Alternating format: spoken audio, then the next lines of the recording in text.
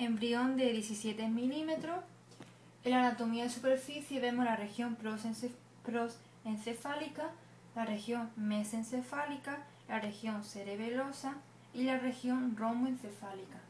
En cuanto al sistema central, tenemos la médula,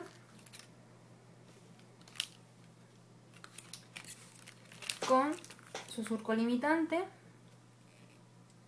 la placa basal, que es anterior, y la placa alar, que es posterior. El romboencéfalo se divide en diencéfalo y metencéfalo. Tenemos aquí la flexura cervical, que separa lo que es la médula espinal del diencéfalo o bulbo. En el metencéfalo tenemos el cerebelo, la flexura pontina y la protuberancia. En el mesénfalo tenemos la flexura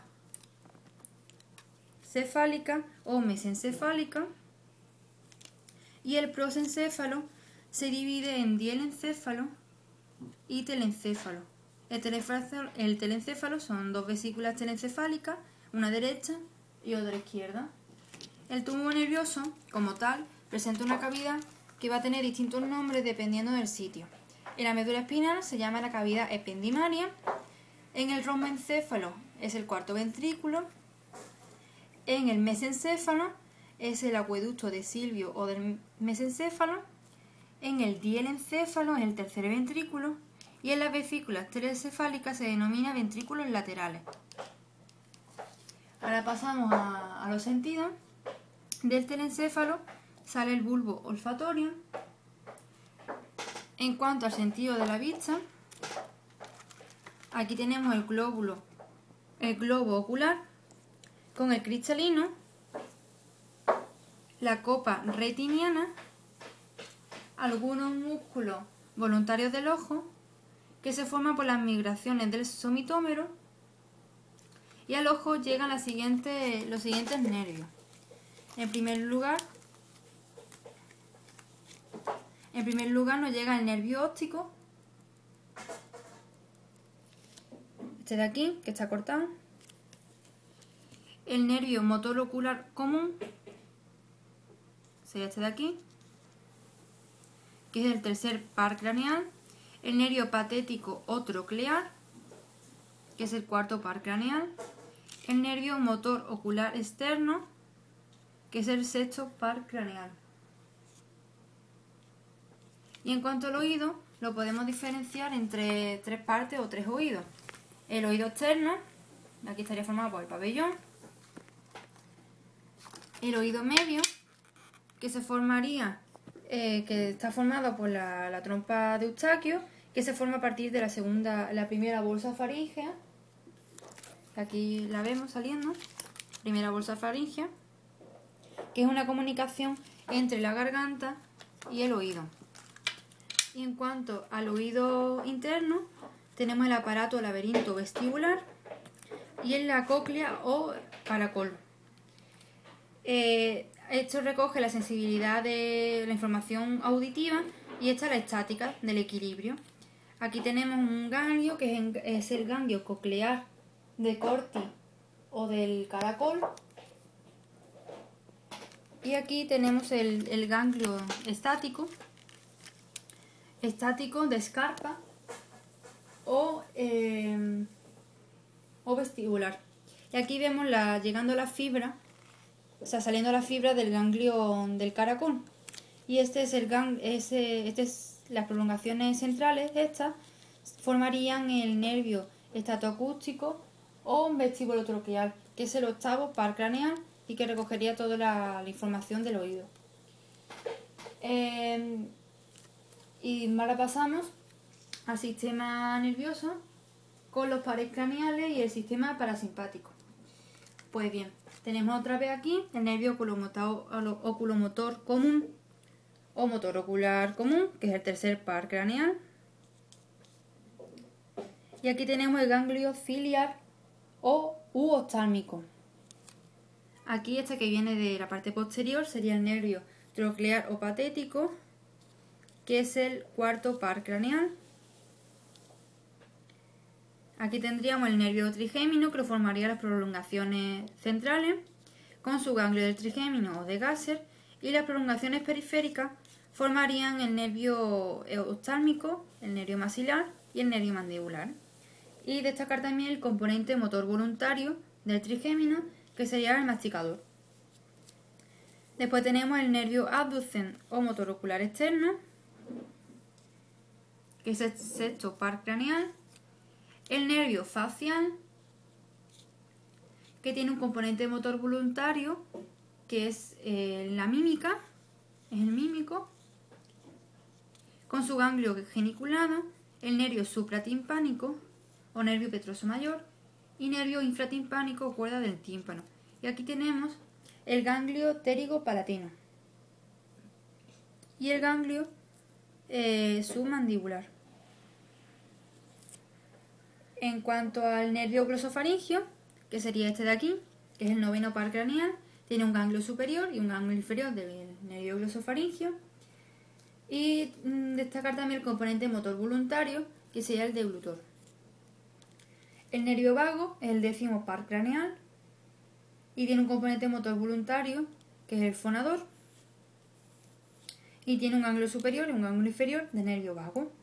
Después el nervio accesorio sería este de aquí, que va a inervar al esternocleido mastoideo, este de aquí, y al trapecio. Y el nervio hipogloso, que va hacia la lengua. Ahora vamos al sistema nervioso con los nervios espinales y el sistema simpático. En los nervios espinales, aquí tenemos los nervios espinales, aquí tenemos un ganglio raquídeo, que es un ganglio sensitivo, por lo tanto este es el asta posterior.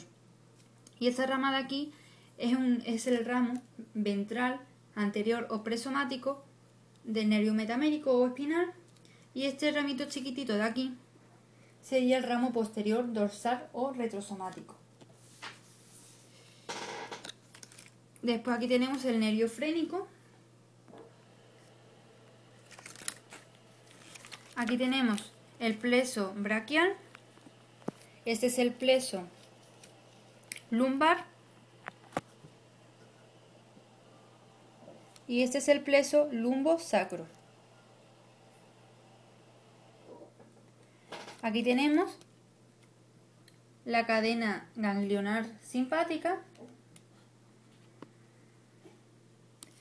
Y aquí los nervios esplánicos, que en este caso son nervios esplánicos torácicos que van al plexo solar.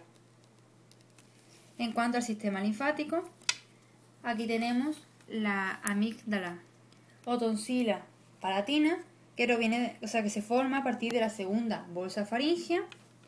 Aquí tenemos el timo. Y aquí tenemos el bazo. En cuanto al sistema endocrino, tenemos aquí la neurohipófisis, que se forma a partir del dielencéfalo, y la adenohipófisis, que se forma a partir de la bolsa de Raschke. Estos son pasos sucesivos, no es que haya una cosa y aquí otra, sino que empieza a imaginarse un poco la bolsa de Raschke, se independiza y se acerca a la neurohipófisis para formar la hipófisis.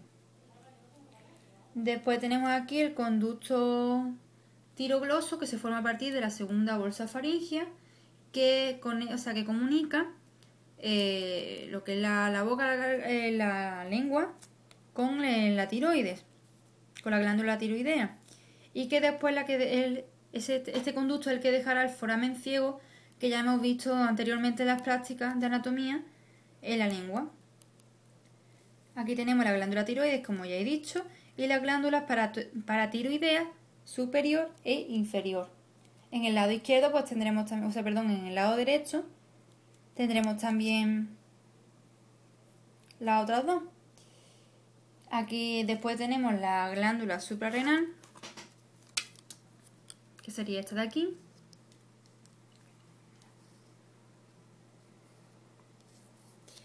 Y el páncreas. En cuanto al aparato urogenital, aquí tenemos el mesonefro, el riñón mesonéfrico, perdón. Aquí estaría el riñón, la pelvis renal, sería esta de aquí. Esta sería la uretra, que desembocaría en la vejiga. Aquí está el alantoide, esto sería lo que es todo el alantoide, y este es el uraco.